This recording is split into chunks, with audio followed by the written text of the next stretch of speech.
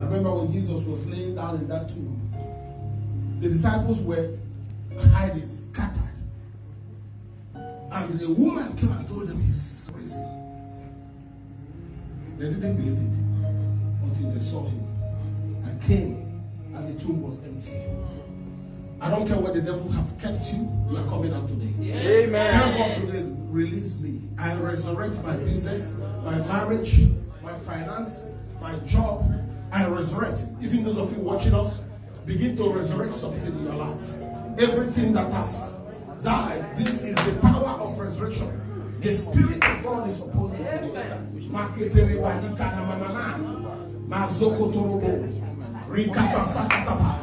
Let your life resurrect, your business resurrect, let your marriage resurrect today. The power of resurrection is upon you. God is bringing back everything that the enemy has stolen, everything that is in the grave.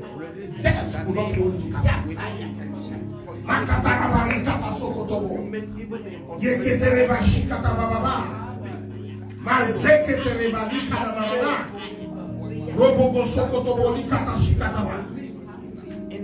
In the name of Jesus Christ. Amen.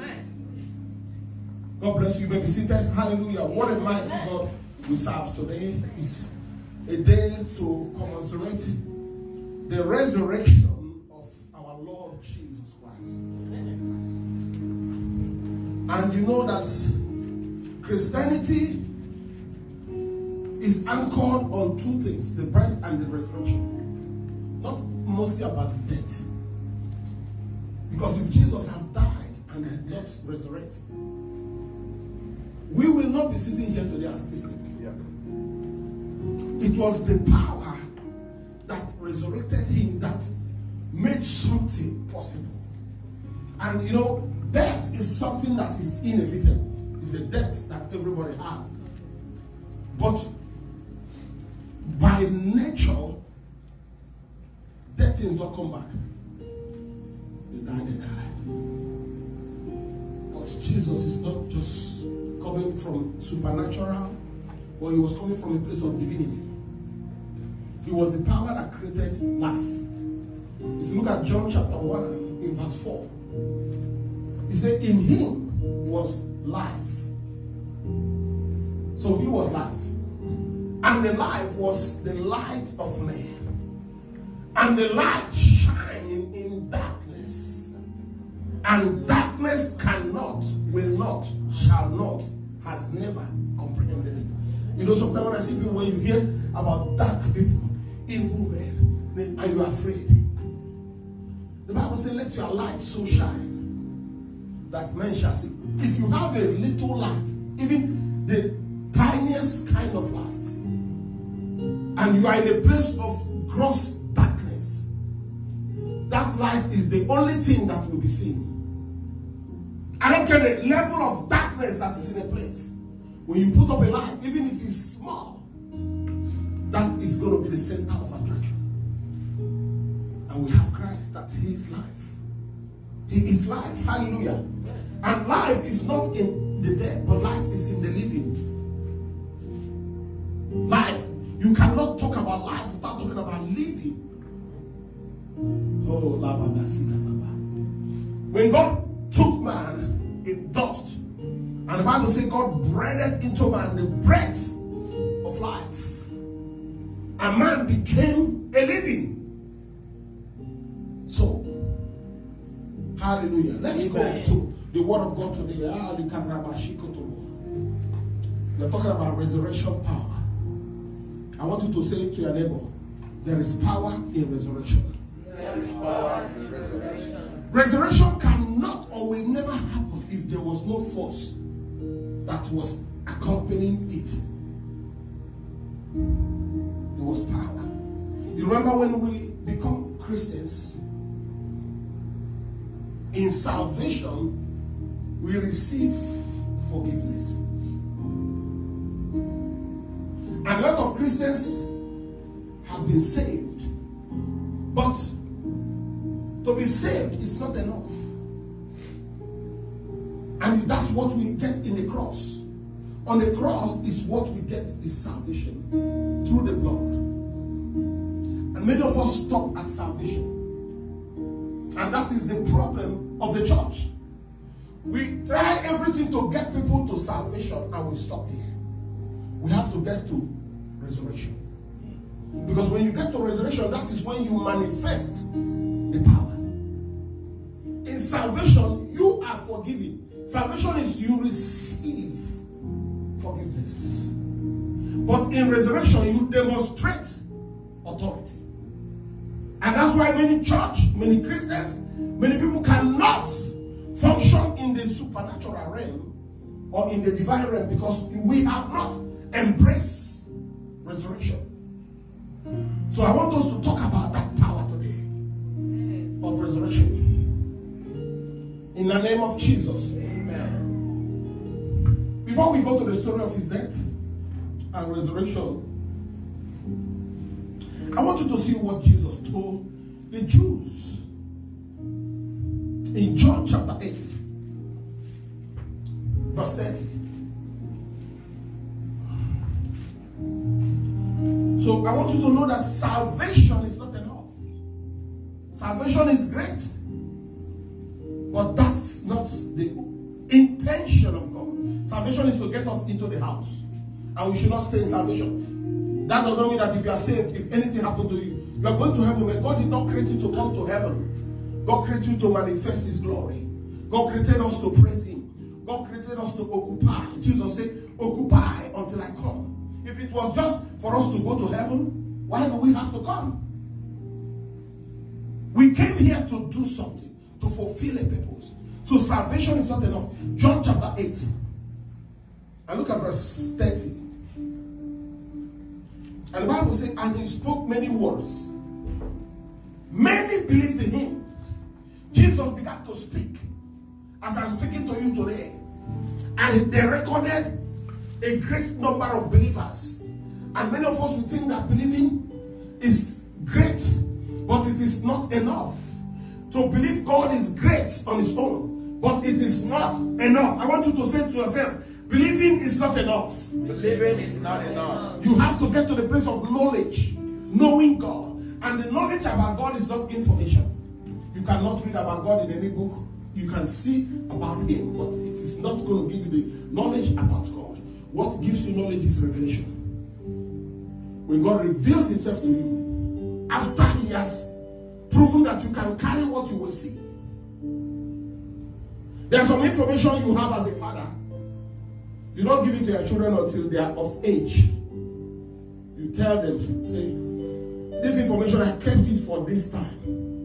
Because I believe that you can understand it now. So when we come into the kingdom, we are treated like children. Doesn't matter our age. God will begin to cater for you, take care of you. But while you are growing, because you have to grow fast. Many of us don't have 40 years to grow with God. Some of us don't have 50. Some of us don't even have 5 years. You have to do a crash program. Jesus said to them that believe in him, verse 31. And Jesus said to those Jews that had believed, if you want, continue in my word, then you are my disciples indeed. You don't just have to stay in your believing state. I want you to grow, to learn, to continue. That's where you start to see more. So if it was about salvation, Jesus will say he has done his job that day and he will leave. But many people believed in him, but he chastised them. He charged them, say, if you continue in my word, then you are my disciples indeed. And what is a disciple? A disciple is not anybody but a disciplined servant. A servant that has been trained. In the place of discipleship, you are a learner. You just follow instructions. You do what you are asked to do. You follow every directions. You go as you are being told. You are not there to argue. You are not there to bring your own perspectives. As a disciple, you just follow. That is in the place of doing. God will reveal himself. If you continue in my word, then you are my disciples indeed. Knowledge will begin to come. And you shall, verse 32. And you shall know the truth. He was the truth. He was standing in front of them. But he know that they believe him. You don't know God before you believe him. You have to believe God before you know him. So they have believed him. truth is there. But he was telling them that this truth, you cannot understand it until you have become a disciple, and you will know The truth. the truth. And the truth shall make you free. No, it doesn't set you free. Make you free. Make is different from set. Set is free, you don't have to do anything. When you know it, you are the one that make yourself to come out. Make is you make yourself to be free, because what you know is what you will do. Application of knowledge is wisdom. Hallelujah. Amen.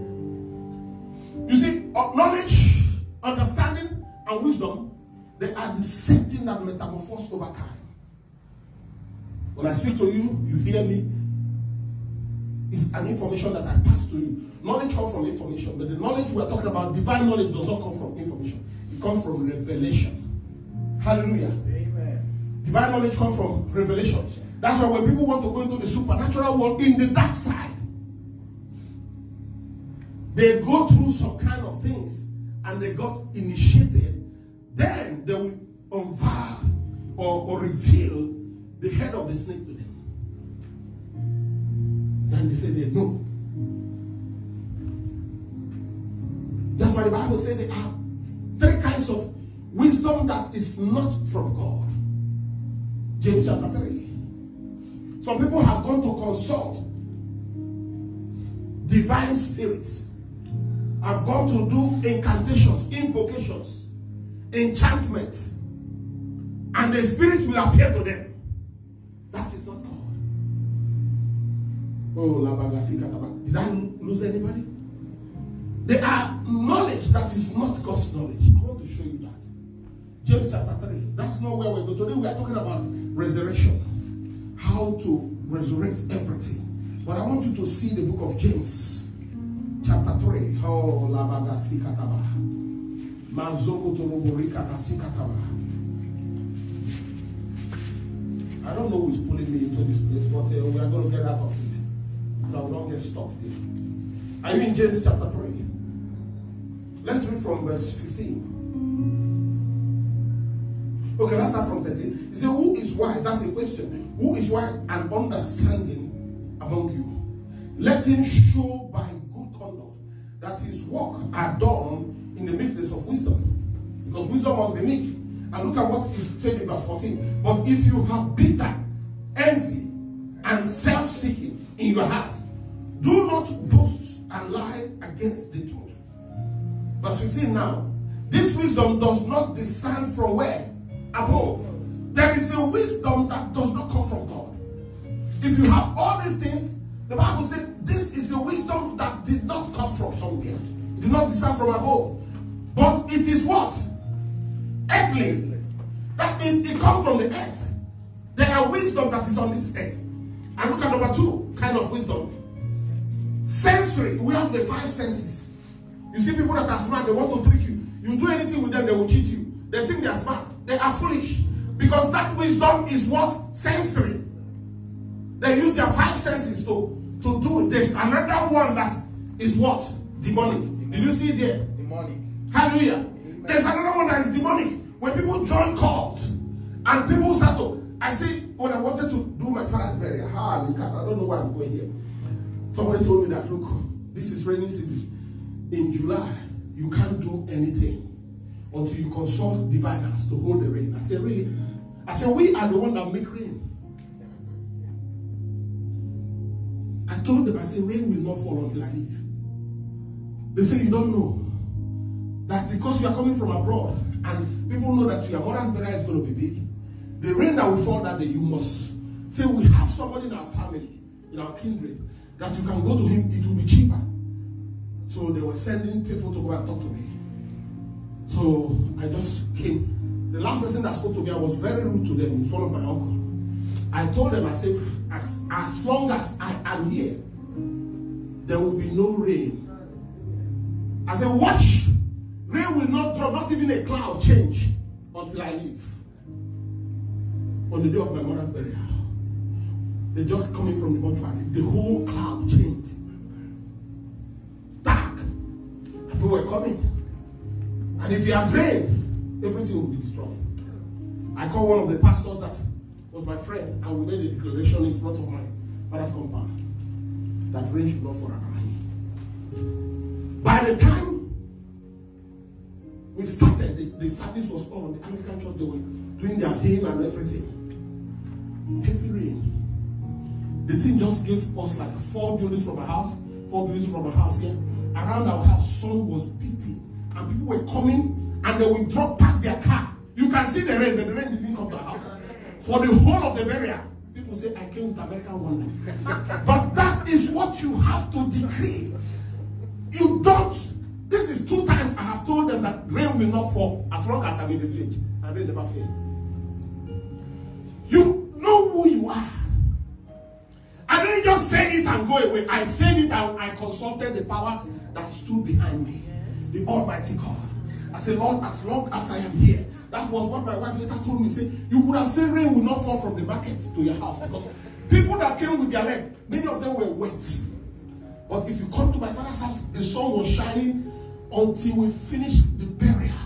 The day I was resting, the rain that fell that day has never fallen. Rain fell from morning till night. You can't even come outside. Until today, when they see me, they know that power pass power. You don't just threaten the devil, but you do something about it. I have revelational knowledge of where they go and get power. They use a stone to call the rain. I have the stone that is the chief cornerstone. Yes. Hallelujah. The Bible says the stone that the builders rejected has become the chief cornerstone. Don't let the devil have the last word in your life. Now let's go to verse 17. Where we're reading. So all those demonic wisdom, that's what somebody can use to say, somebody will die and people die. Oh, no, God. You don't accept that. They call the spirit of death from the demonic world. Verse 16, it says, for where envy and self-seeking exists, confusion and every evil thing are there. All these people that do all that, they have selfish interest. They are envious of themselves. They do all kind. But look at verse 17. Are we there? Yep. The wisdom that is from above is what? First, pure. Pure. First.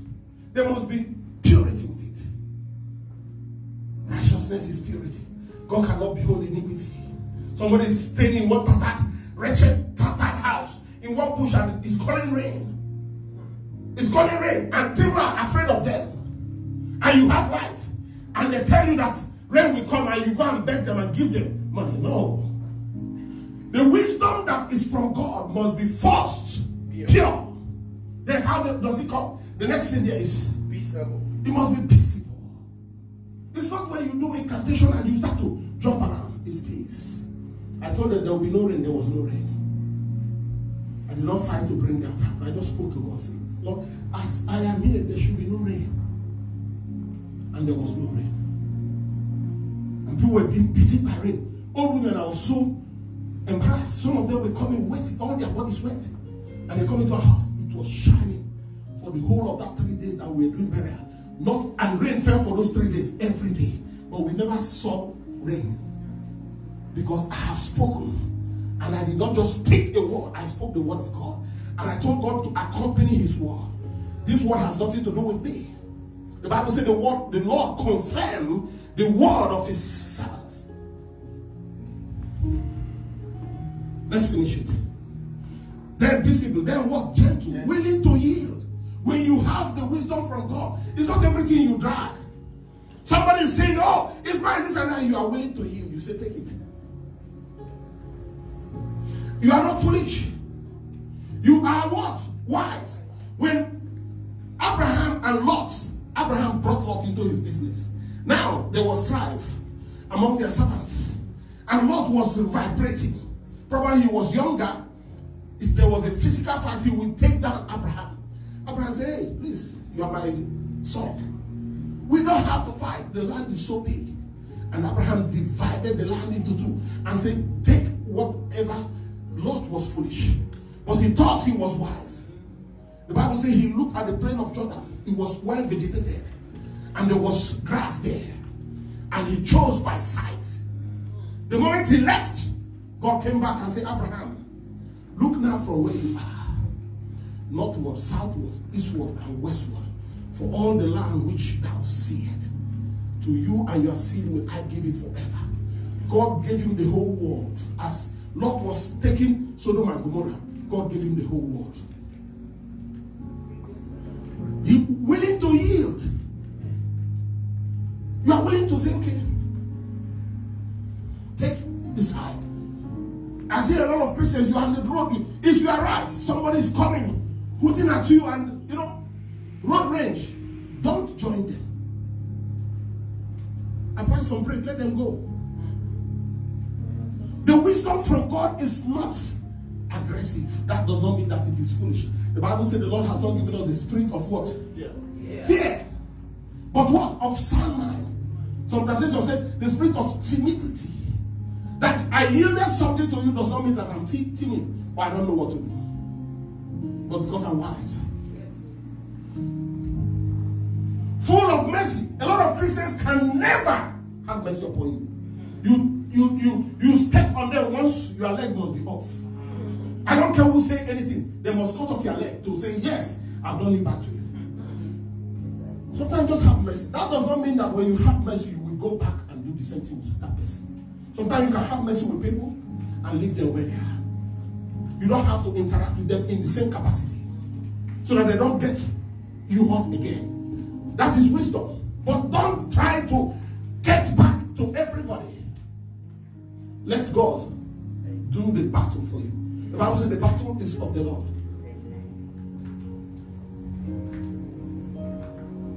Mercy. The first thing you see when you are opportune to come to the throne of grace is love and mercy.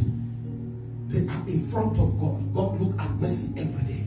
That's why he told David, he said, if I find mercy in your sight, I will forgive you.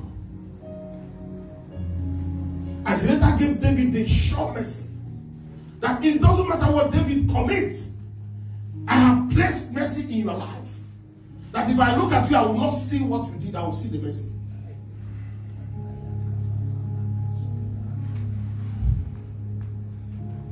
I've seen fathers disown their children, mothers cancel their children, say, you are not my daughter anymore. And everybody will beg them, even while they are dying, say, let's call your daughter to come see. I don't want to see her. Even if I die, tell her not to come. What kind of thing is that? I don't care what they did. You might not allow them to do that again to you, but have mercy upon them. You must be a merciful person for you to walk this walk. That is a wisdom from God. The Bible says that is the wisdom that comes from God. Mercy. But the wisdom from the world is until you are the one that takes from somebody, then you will think you are wise. And that is foolishness. Oh, let's go to resurrection. We just deviated a little bit. John chapter 20. Oh, I don't know who has outrun you in life, but you are coming back. Amen. In the name of Jesus Christ. Amen. Look at verse 1 of John chapter 20. The Bible says, the first day. Did you see it in your Bible? The first day is today. Sunday is the first day of the week. The Bible said, now the first day of the week, Mary Magdalene went to the tomb early, while it was still dark, and saw that the tomb had been taken away from the tomb. The stone had been taken away from the tomb. Verse 2. Then she ran and came to Simon Peter and to the other disciples whom Jesus loved, and said to them, they have taken away the Lord out of the tomb, and we do not know where they have laid him. Therefore Peter went out and the other disciples and were going to the tomb. Verse 4. And they both ran together, and the other disciples outran Peter and came to the tomb first. And he stopping down and looking in, saw the linen clothes lying there. Yet he did not go in. Let me tell you, knowledge and wisdom and age, you don't neglect them. You see with this story, it has nothing to do with the resurrection, but I want to show you something here. The Bible says when Mary Magdalene brought the news that the tomb was empty, the whole disciples, they entered the room and began to run to go there. Peter was older. The younger ones, John that was writing, was among the people that ran further. They outran Peter. But it's not who have run first. When there is trouble, you look for the elders to talk, to give you wisdom. They outran Peter, but they came to the tomb, they could not enter. Some people have outrun you in life, but they can't enter. They have to wait for you to come. The other disciples, they looked and they saw the linen clothes, but they stopped at the door. Probably took Peter another 5 minutes, 10 minutes, 20 minutes. They are going to wait for him. So what's the sense of that running? People have gone ahead of you, got married. They are all over the place, posting on Instagram, Facebook. Don't worry about what God has done for them. Go in the pace of God.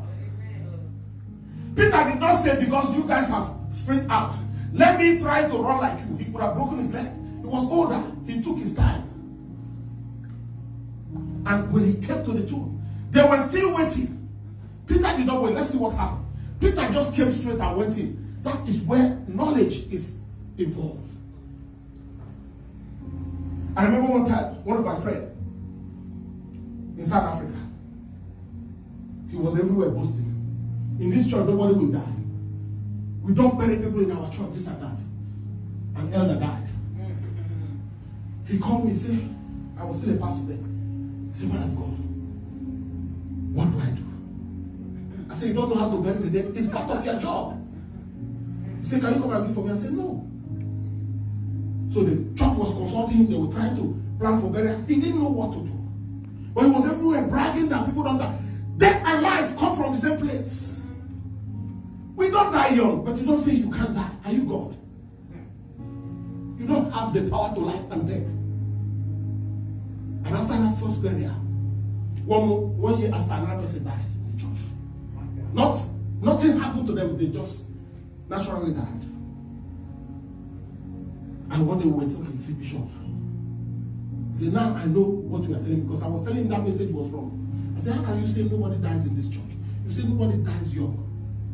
You don't control life and death. That's right. You are not God. I say you will also die. It's just a matter of time. But that's where knowledge comes in. The disciples that ran ahead of Peter, they didn't know what to do with the dead man. They have never been in a tomb. They have never buried anybody. They came there and they were standing looking. What can we do? And look at what Peter did. Labaga. Rekata sokotobo. Verse 6. Then Simon Peter came following him and went into the tomb. He did not stand. He came and went in. That is the only time they followed him and entered. And the moment he saw the linen clothes, he knew what has happened.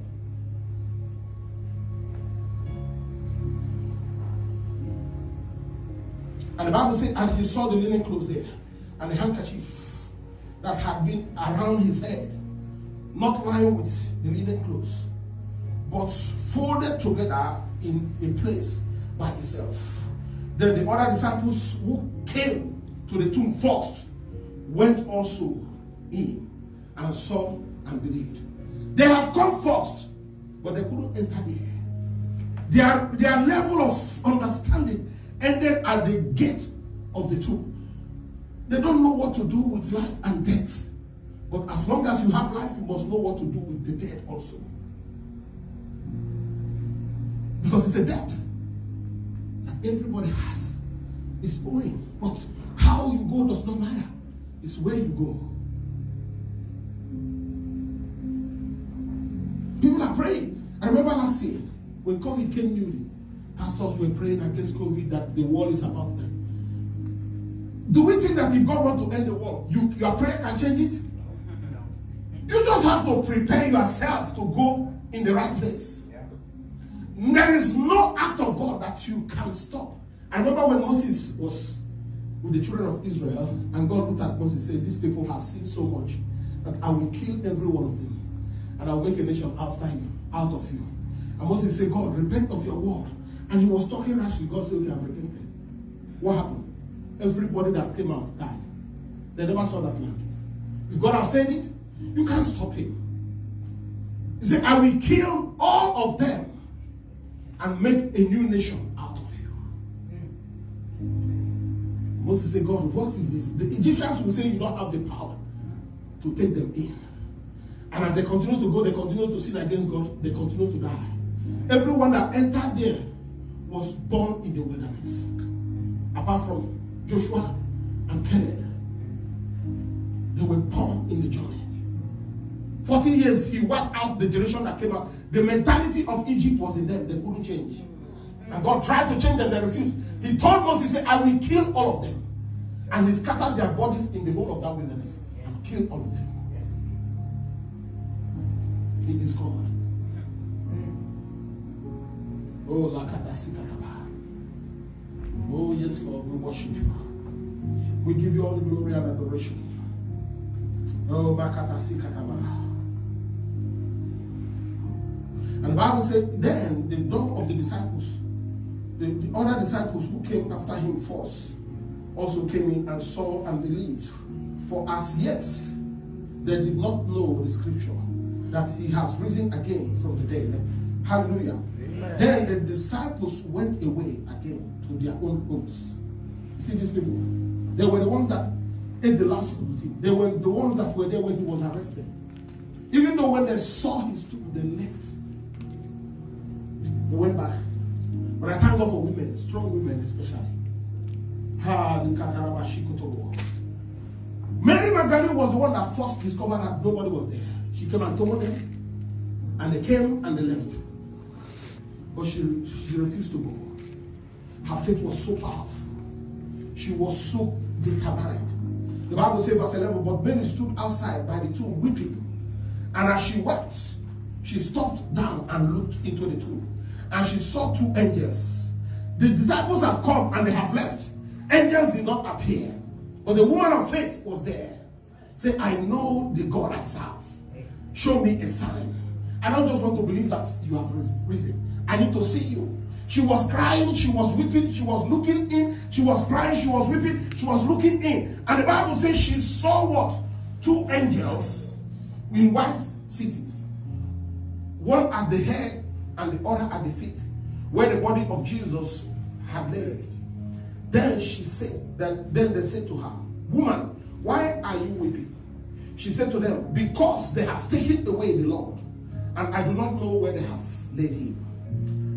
Now, when she had said this, she turned around and saw Jesus standing there, and did not know that it was Jesus. Jesus said to her, woman, why are you weeping? Whom are you seeking? Two questions. She's supposing him to be a gardener.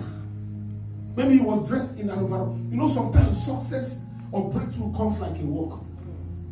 It comes like a man going to walk with an overall, with hammers and chisels and all that. And you look at them, you trash them. And that's where your breakthrough is.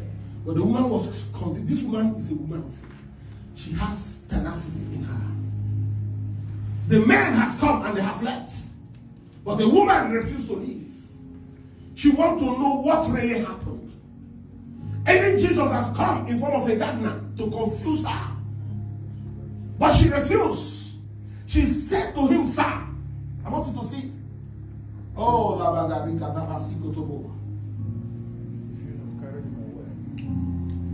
he says, sir, if you have carried him away, tell me where you have laid him, and I will take him away. That level of faith. Jesus was on his flight to heaven. And it was a rocket. They couldn't enter because a woman refused to leave the tomb. He has taken a flight. The first thing was, this woman broke the protocol of heaven. Jesus would have shown himself first to God. Then he would come back. But on that flight, as they were leaving, the woman refused him to enter. Look at what Jesus said. Jesus called her name Mary. And she turned and said to him, Rabbi, Rabboni, which is teacher. And Jesus said to her, do not cling to me, do not touch me, for I have not yet ascended into my Father, but go to my brethren and say to them, I have ascended to my Father and your Father, and to my God and your God. She was excited. She wanted Jesus to say, hey, don't do that. God have not confirmed this body.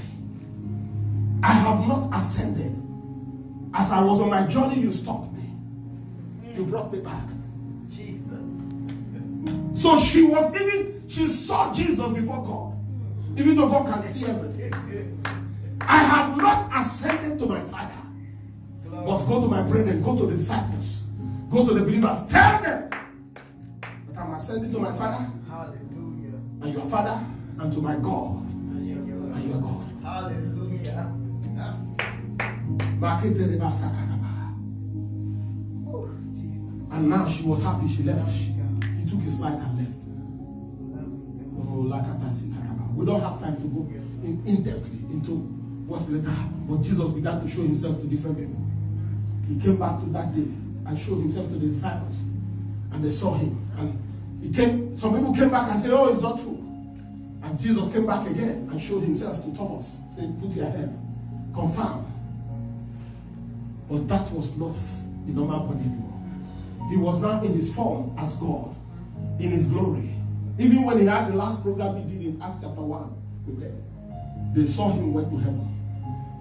After preaching, he ascended into heaven in front of them. Mark 16, the same thing. Matthew 28, that was the day of ascension. But we are going to stay in the resurrection. Resurrection does not happen until there's a force.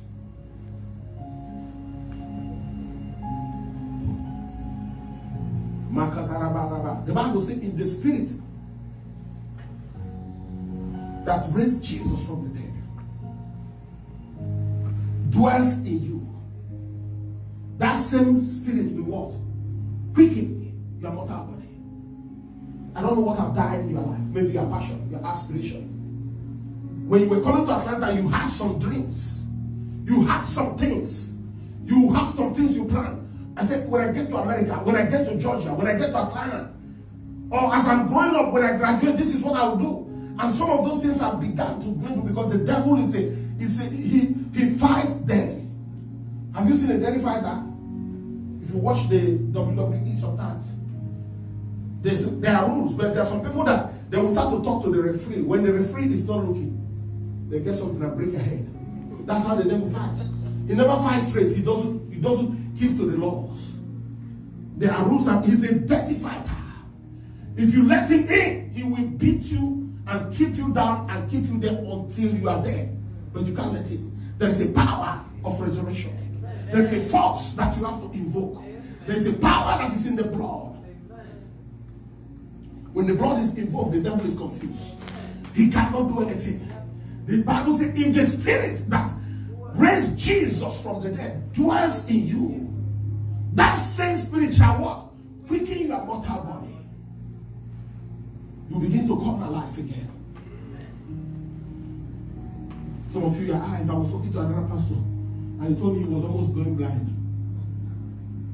And he couldn't see, he doesn't know what to do. So he went to a program. As he was flying into the city, he was asking God, please heal my eyes. Heal my eyes. He said when he's reading the Bible, everything is blood. Even he has tried, they give him a special lens, but it will work for a while. After a while, his eyes will start to bring out water. And he can't see, but nobody knows, even the wife didn't know. He was going through this affliction. And somebody has invited him as he was flying into the city. He said, God, please, I am not going to minister to them. I am going to be ministered to. Help me that my eyes shall be healed. Heal my eye. How can I tell people that I can't see? He said, he saw objects and cloud. He went in, was straight into the hotel, prayed, and when they came to pick him for the program that night, as he was going, he said, God, I want you to touch me in this program. He was the guest minister. He was the one that everybody was waiting for. But he was waiting for God. Say, God, I cannot speak if you just heal me. Help me.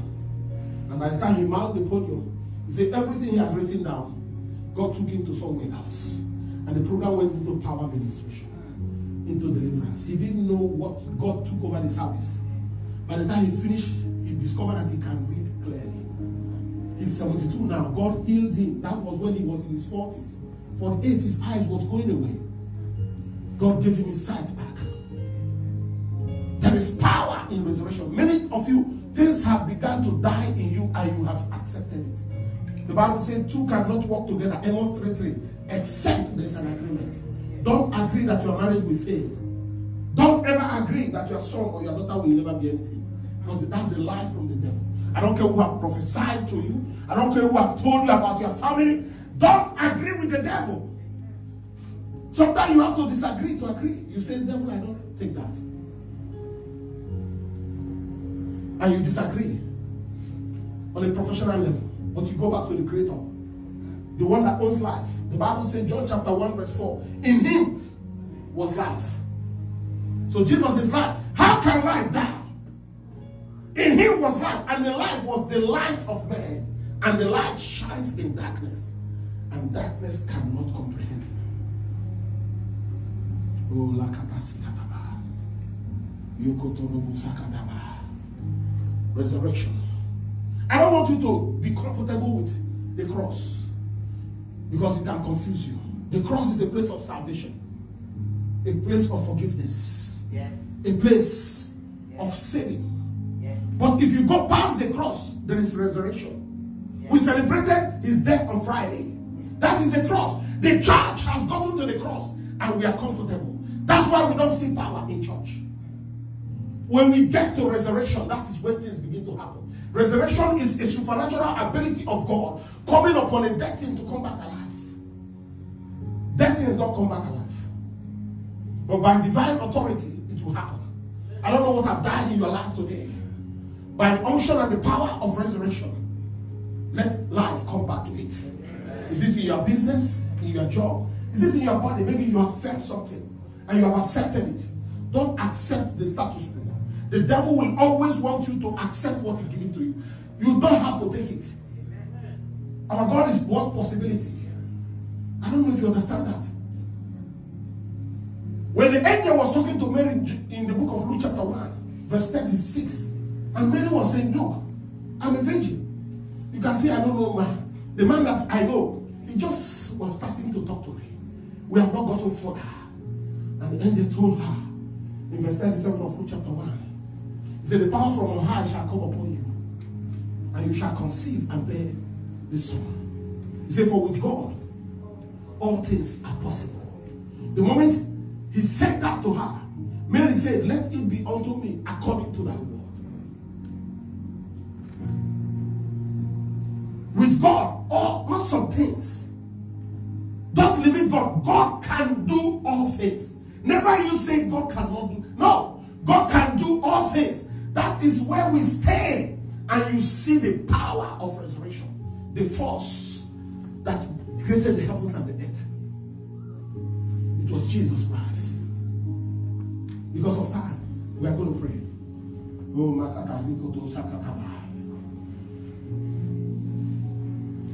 John chapter 11 verse 25. Jesus was talking to the sister of Lazarus. After Lazarus has died. You know, he has exercised that authority before he also died. They didn't know. Many times, the damsel that was carried to be buried, Jesus said, Talata Kumi, your damsel, come back to life. And she came back.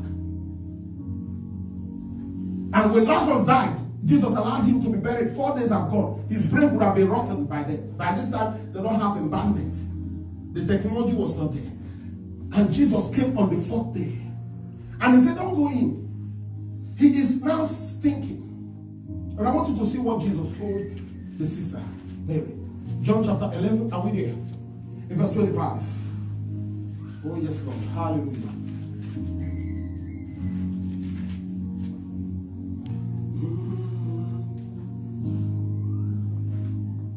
Look at verse 23. Let's start from 23. And Jesus said, your brother will rise again.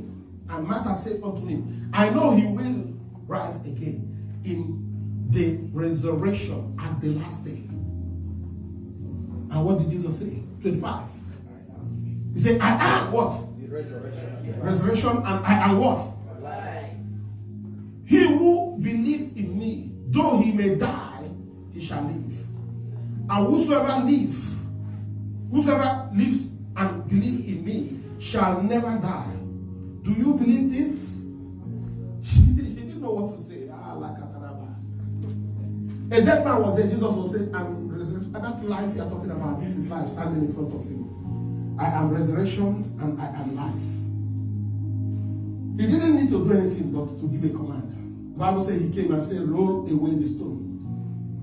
And he stood by that door. And because he has sent the word, you know, something about the word of God. Many of us don't know that. I don't care what you have heard. If there's a word of God that you have received, whether you read about it or somebody told you, hold on to it. When Lazarus sent people to go and tell Jesus, say, come, I'm dying. His sisters, everybody. When they told Jesus, Jesus went further away. And he just told them, say, this sickness is not what?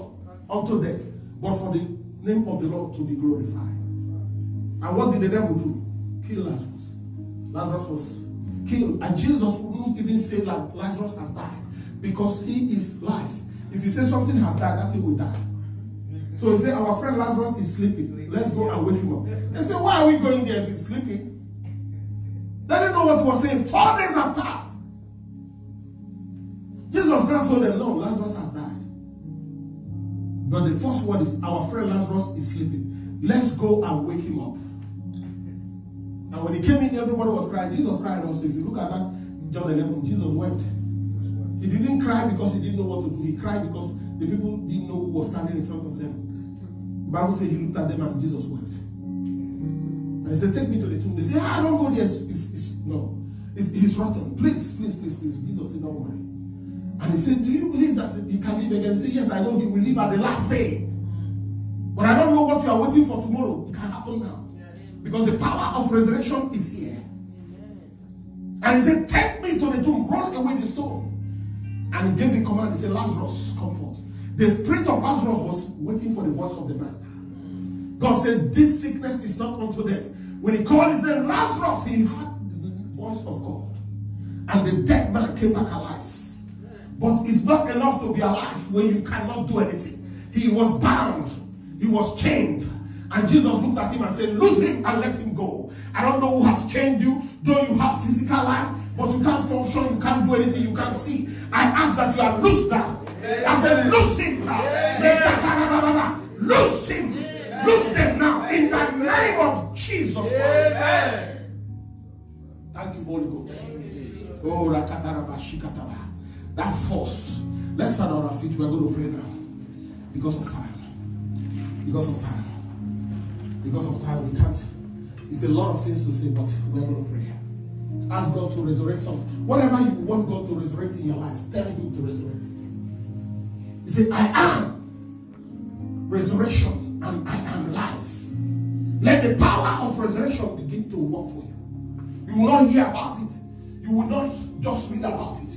You will not just even know it, but you will experience it. It's a force. It's the spirit that quickeneth the body of Jesus dwells in you. It's a dwelling spirit.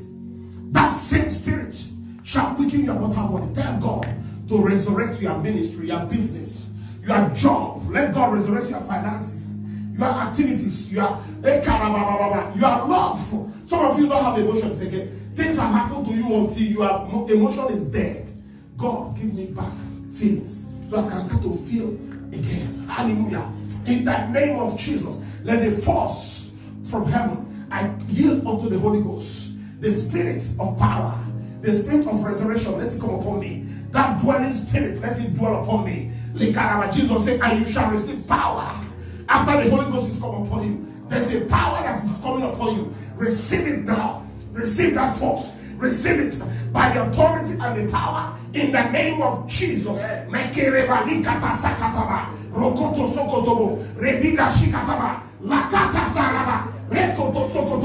Begin to talk to God. Don't just look at me. Ask God to resurrect your life. Resurrect your family. Let peace come back. Hallelujah. In the name of Jesus. Prosperity. You shall start to prosper again. In the name of Jesus. Healing. Somebody's listening to me now. You are asking God for healing. I say, let God come upon you. Let the power of God come upon you. From the crowns of your head to the sole of your foot. Let the force of heaven, the power that created the heavens and the earth, let it come upon you right now. Let it resurrect your body. Bring you back to default. In the name of Jesus.